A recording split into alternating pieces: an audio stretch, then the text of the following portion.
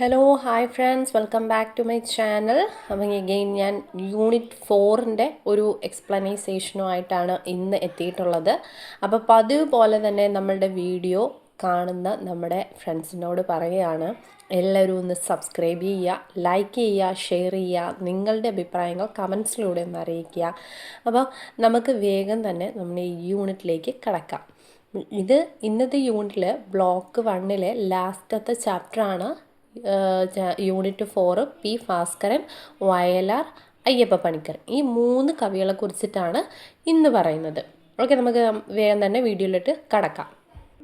അപ്പം ഈ യൂണിറ്റ് എന്ന് പറയുന്നത് പ്രധാനമായും ആധുനിക മലയാള കവിതയിലെ വിപ്ലവകരമായ മാറ്റങ്ങളെയും പി ഭാസ്കരൻ, വയലാർ രാമവർമ്മ, അയ്യപ്പ പണിക്കർ എന്നിവരുടെ കാവ്യ ജീവിതത്തെയുമാണ് പരിചയപ്പെടുത്തുന്നത്.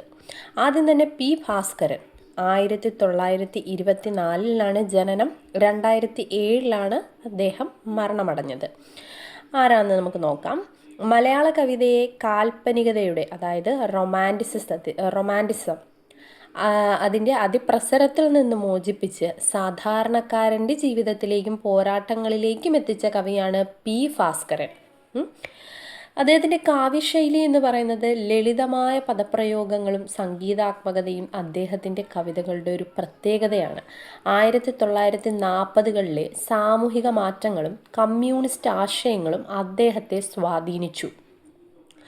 പി ഭാസ്കരൻ്റെ വിപ്ലവവീര്യം തുളുമ്പുന്ന പ്രശസ്തമായ കൃതിയാണ് വയലാർ ഗർജിക്കുന്നു.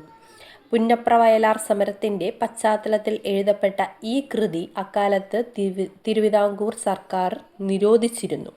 ഓക്കെ, ഇതിൻ്റെ അദ്ദേഹത്തിൻ്റെ പ്രധാന ആശയങ്ങൾ, കവിതകളിലൊക്കെയുള്ള ആശയങ്ങൾ എന്താണെന്ന് വെച്ചാൽ സ്ത്രീ പുരുഷ ബന്ധം, സ്ത്രീ സ്വാതന്ത്ര്യം, ജാതി ചിന്തകൾക്കെതിരെയുള്ള പോരാട്ടം എന്നിവ അദ്ദേഹത്തിൻ്റെ കവിതകളിൽ പ്രകടമാണ്.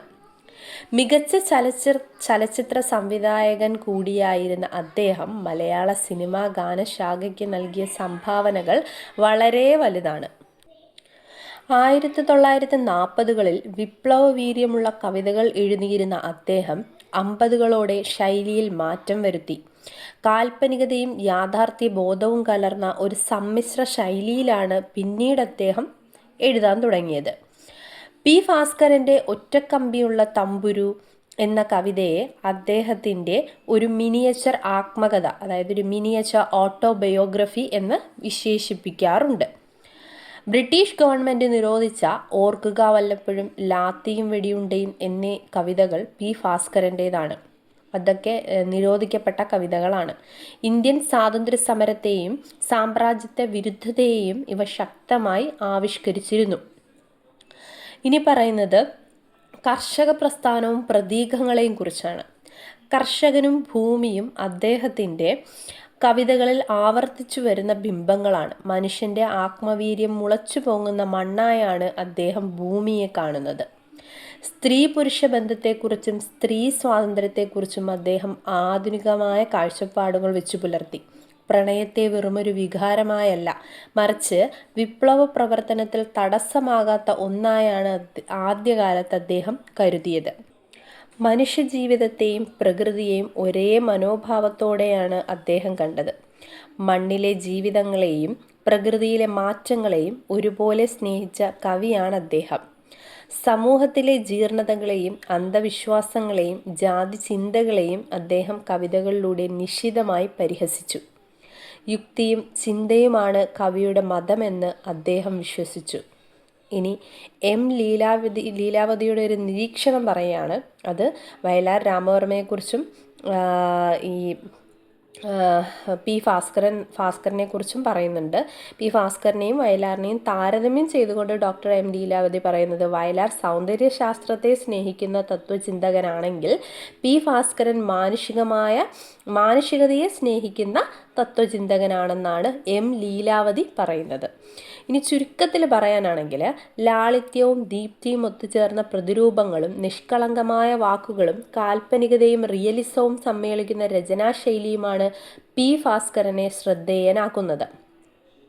ഇനി അടുത്ത് നമ്മൾ പറയാൻ പോകുന്നത് വയലാർ രാമവർമ്മയെക്കുറിച്ചാണ്. മലയാളത്തിൻ്റെ പ്രിയപ്പെട്ട വിപ്ലവ കവിയും ചലച്ചിത്ര ഗാന രചയിതാവുമാണ് വയലാർ. സംസ്കൃത പാണ്ഡിത്യത്തിലും പാരമ്പര്യത്തിലും വേരൂന്നിയ വ്യക്തിത്വമായിരുന്നിട്ടും അദ്ദേഹം തൻ്റെ കവിതകളിലൂടെ കർഷകൻ്റെയും തൊഴിലാളികളുടെയും മോചനത്തിനായി സംസാരിച്ചു. കമ്മ്യൂണിസ്റ്റ് ആശയങ്ങൾ വയലാറിൻ്റെ കവിതകളിൽ ദർശിക്കാൻ കഴിയും. മതത്തെയും ദൈവത്തെയും കുറിച്ചുള്ള അദ്ദേഹത്തിൻ്റെ കാഴ്ചപ്പാടുകൾ ഏറെ ചർച്ച ചെയ്യപ്പെട്ടവയാണ്. മനുഷ്യൻ മതങ്ങളെ സൃഷ്ടിച്ചു, മതങ്ങൾ ദൈവങ്ങളെ സൃഷ്ടിച്ചു എന്ന അദ്ദേഹത്തിൻ്റെ ഗാനങ്ങളൊക്കെ വളരെ പ്രശസ്തമാണ്. അത് ഇതിന് ഉദാഹരണങ്ങളാണ്. ചങ്ങമ്പുഴയുടെ കാൽപ്പനികതയിൽ നിന്ന് തുടങ്ങി ജി ശങ്കരക്കുറുപ്പിൻ്റെ പ്രതീക്മാകതയിലൂടെ വളർന്ന സ്വന്തമായ ഒരു കാവ്യശൈലി അദ്ദേഹം രൂപപ്പെടുത്തി. അദ്ദേഹത്തിൻ്റെ പ്രധാന കൃതികളാണ് പാദമുദ്രകൾ, കൊന്തയും പൂണൂലും, സർഗസംഗീതം എന്നിവ. അദ്ദേഹത്തിൻ്റെ ഒരുപാട് നമ്മുടെ ടെക്സ്റ്റിൽ പിന്നെയും കൊടുത്തിട്ടുണ്ട്. ആയിഷ, മുളങ്കാട്, വഞ്ചിശദീപം, രാജഹംസം, ആത്മാവിലൊരു ചിത, അങ്ങനെ ഒരുപാട്. എനിക്ക് മരണമില്ല എന്നീ കൃതികളൊക്കെ പ്രശസ്തമായവയാണ്. അദ്ദേഹത്തിന് 1972 മികച്ച ഗാനരചയിതാവിനുള്ള ദേശീയ പുരസ്കാരം ലഭിച്ചിട്ടുണ്ട്. വയലാറിൻ്റെ രചനകളിൽ ഭാരതീയ സംസ്കാരത്തിൻ്റെയും പുരാണങ്ങളുടെയും വലിയ സ്വാധീനമുണ്ട്. കുട്ടിക്കാലത്ത് ലഭിച്ച സംസ്കൃത വിദ്യാഭ്യാസം, രാമായണം, ഭാരതം എന്നിവയുടെ വായന എന്നിവ അദ്ദേഹത്തിൻ്റെ കാവ്യഭാഷയെ രൂപപ്പെടുത്തി.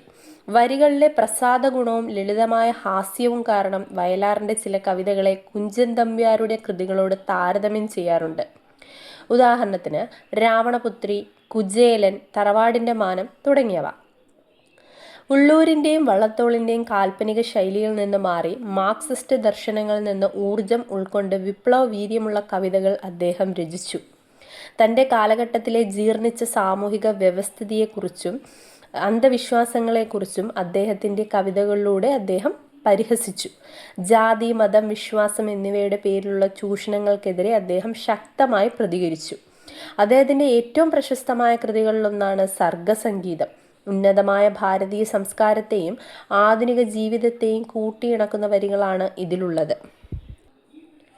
ദൈവത്തെക്കാളും മതത്തെക്കാളും ഉപരിയായി മനുഷ്യനാണ് ലോകത്തിൻ്റെ കേന്ദ്രമെന്ന് അദ്ദേഹം വിശ്വസിച്ചു. അദ്ദേഹം ഒരു മനുഷ്യപക്ഷവാദിയായിരുന്നു. മനുഷ്യനാണ് മതങ്ങളെ സൃഷ്ടിച്ചതെന്ന് അദ്ദേഹത്തിൻ്റെ പാട്ടുകളിലൂടെ തന്നെ പറയാറുണ്ട്. അത് ഈ ഒരു ചിന്താഗതിയുടെ ഒരു ഉദാത്തമായ ഉദാഹരണമാണ്.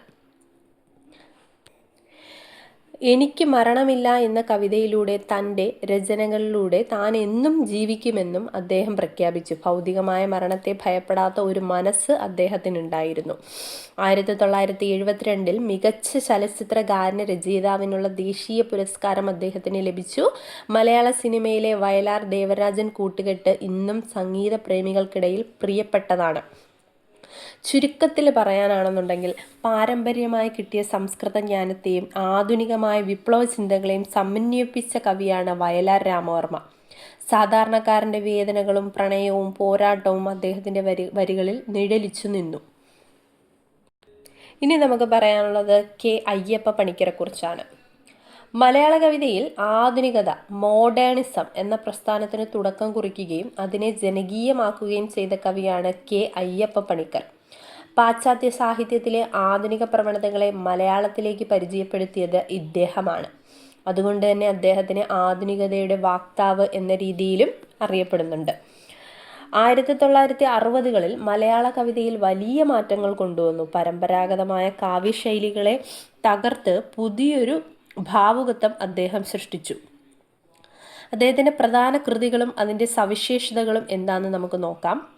ആധുനിക മലയാള കവിതയിലെ നാഴികക്കല്ലായി കുരുക്ഷേത്രം എന്ന കവിത കരുതപ്പെടുന്നു. യുദ്ധാനന്തര ലോകത്തെ മനുഷ്യൻ ആത്മസംഘർഷങ്ങളും ശൂന്യതാബോധവുമാണ് ഇതിൻ്റെ പ്രധാന പ്രമേയമായി കാണുന്നത്. അടുത്തതാണ് കുടുംബപുരാണം. ഒന്നാമത് കുരുക്ഷേത്രമാണ്, രണ്ടാമത്തെ കുടുംബപുരാണം. മനുഷ്യവർഗത്തിൻ്റെ പരിണാമ ചിത്രമാണ് ഈ കവിതയിലൂടെ കവി വിശകലനം ചെയ്യുന്നത്. മൂന്നാമത്തത് നാടുവാഴികളാണ്. രാഷ്ട്രീയ ജീർണതകളെ പരിഹസിക്കുന്ന കാർട്ടൂൺ കവിതകൾ എന്ന വിഭാഗത്തിൽ ഇത് ശ്രദ്ധേയമാണ്. ഇനി നമുക്ക് കാവ്യശൈലിയിലെ പ്രത്യേകതകൾ എന്താണെന്ന് നമുക്ക് നോക്കാം. സ്ഥിരമായ ശൈലിയുടെ അഭാവം, അതായത് ഓരോ കവിതയ്ക്കും അനുയോജ്യമായ പ്രത്യേക ശൈലി സ്വീകരിക്കുന്നതായിരുന്നു ഇദ്ദേഹത്തിൻ്റെ രീതി. ഒരേ ശൈലിയിൽ ഒതുങ്ങി നിൽക്കാൻ അദ്ദേഹം ആഗ്രഹിച്ചില്ല. നാടൻ പാട്ടുകളുടെ ഈണങ്ങൾ മുതൽ ഗദ്യരൂപം വരെ അദ്ദേഹം പരീക്ഷിച്ചു. വായ്ത്താരികളും മുറിച്ചുപാട്ടുകളും കവിതകളിൽ സമർത്ഥമായി ഉപയോഗിച്ചു. സമൂഹത്തിലെ പൊള്ളത്തരങ്ങളെയും രാഷ്ട്രീയ കോമാളിത്തരങ്ങളെയും നിശിതമായ പരിഹാസത്തിലൂടെ അദ്ദേഹം തുറന്നുകാട്ടി. കാർട്ടൂൺ കവിതകൾ ഇതിന് ഉദാഹരണമാണ്. ആധുനികത എന്നത് വെറുമൊരു കാലഘട്ടമല്ല, മറിച്ച് ലോകത്തെ നോക്കിക്കാണുന്ന ഒരു പുതിയ കാഴ്ചപ്പാടാണെന്ന് അദ്ദേഹം വിശ്വസിച്ചു. തൻ്റെ കവിതകളിൽ സ്ഥലകാല ബോധം, sense of space and time വളരെ കൃത്യമായി അദ്ദേഹം ഉൾപ്പെടുത്തി. ഇനി നമ്മൾ യൂണിറ്റ് 4 മൊത്തം ഒരു പൊതുവായിട്ട് എന്താണ് പറയുന്നതെന്ന് നോക്കാം. അതായത് ഒന്നാമത്തെ കാര്യം പറയുന്നത് മാറ്റത്തിൻ്റെ ഘട്ടമാണ്. 1928 ശേഷമുള്ള കേരളത്തിൻ്റെ സാമൂഹിക മാറ്റങ്ങൾ സാഹിത്യത്തെ എങ്ങനെ സ്വാധീനിച്ചു എന്നാണ് ഈ ഒരു യൂണിറ്റിലൂടെ പറയുന്നത്. പിന്നെ പി ഭാസ്കരനെയും വയലാറിനെയും അയ്യപ്പ പണിക്കരെയും കുറിച്ച് പറയുന്നുണ്ട്. ഇവർ മലയാള കവിതയെ വിപ്ലവത്തിലേക്കും സാധാരണക്കാരൻ്റെ പ്രശ്നങ്ങളിലേക്കും നയിച്ചു. കവിതയുടെ ഘടനയിലും ഭാവത്തിലും മാറ്റം വരുത്തിയ ആധുനികതയ്ക്ക് അടിത്തറയിട്ട ഒരു കവിയാണ് അയ്യപ്പ പണിക്കർ. അപ്പോൾ ഇന്നത്തെ വീഡിയോ ഇത്രയാണ്. നമ്മളുടെ ബ്ലോക്ക് 1 ഇവിടെ കംപ്ലീറ്റ് ആയിട്ടുണ്ട്. ഇനി നമുക്ക് ബ്ലോക്ക് 2 ആണ് സ്റ്റാർട്ട് ചെയ്യേണ്ടത്. ഓക്കെ, നമുക്ക് അടുത്ത വീഡിയോയിലേക്ക് കാണുന്നവരെ ഗുഡ് ബൈ.